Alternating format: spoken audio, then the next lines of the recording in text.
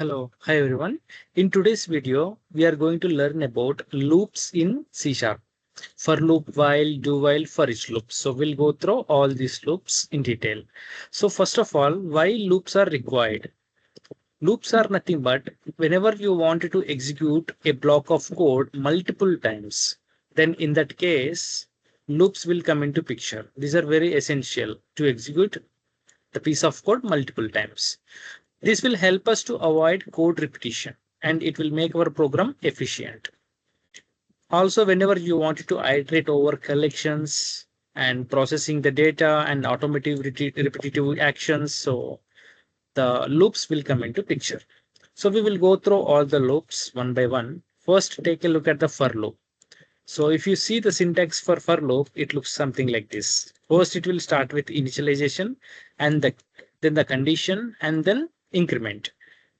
The example is whenever you wanted to print numbers from 1 to 5, then this is the code for loop. We are initializing I with 1 and then we wanted to continue executing the loop till when I is less than or equal to 5. This is the condition and then we are incrementing it by 1. Okay, what will be the output? Output will be 1, 2, 3, 4, 5. Because we are starting at 1 and we are executing the loop till we reach 5 and then we are incrementing it one by one. So 1, 2, 3, 4, 5 will be the output for loop. And then we have while loop. So while loop syntax is something like this. We have while keyword and then the condition directly. Okay, so we will see the code to print 1 to 5. So we are initializing with I equal to 1 and then the condition is I less than or equal to 5. Okay, so just execute this piece of code as long as I is less than or equal to 5 and then increment it here and then the final output will be 1, 2, 3, 4, 5. Starting with 1 and then keep on executing till I is less than or equal to 5. Okay, and then we have do while loop. So do while loop is also similar to while loop.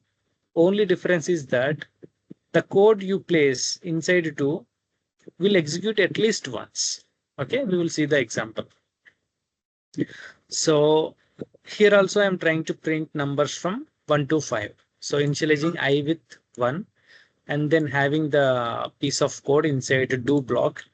Here, as usual, printing it and then incrementing it till when the condition is placed in while loop here. So the only difference is that the code will get executed at least once here.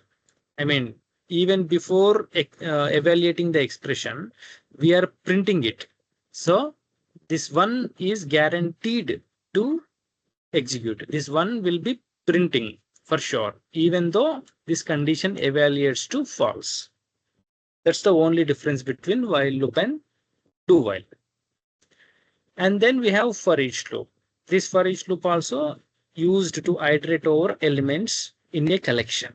Like we have arrays, we have list. So these topics we will be covering in the next videos. So for now, just understand that this for each loop will act on arrays and list and it will iterate through the elements. So the syntax is something looks like this. For each, the data type and the variable in collection. If you see the example here, we have numbers array of integer.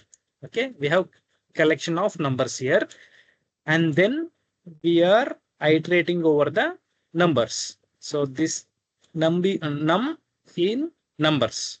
Numbers is nothing but array of integers. So we are iterating through them and printing 1, 2, 3, 4, 5 like this. Okay, so in summary, so whenever you know the count, then you can use for loop. Okay, and you can use while loop for unknown count and it is conditional based. And do while we can execute it. And as I mentioned, do while will be executed at least one, right? So just keep in mind the difference between while loop and do while. And then for each loop, we can use it for iterating the items over collection or arrays. So that's all about the loops in C Sharp. Thanks for watching.